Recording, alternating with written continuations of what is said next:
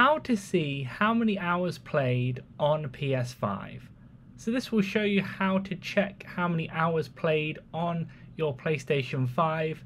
So first of all, what I'm also going to show you is how to see your trophies, so you can see both of them. So starting on the PlayStation 5 home screen, you want to tap up, go to the right until you see your profile. There you can go ahead and click on trophies. There you can see all the trophies that you've done during your time playing. But if you click on each of them, you can see in a bit more detail. But if you want to see how long specifically you've played on each game, you want to go back out of this, then go back to your profile, but click on profile there, and then in the most played section you can also see the 3 most played games there, how many hours you played them. You can see them exactly, and you can scroll down to each of them there and see how many hours you have played. You can also filter them in that section. So that is how it's done. Leave a like on the video for help, subscribe for more helpful videos.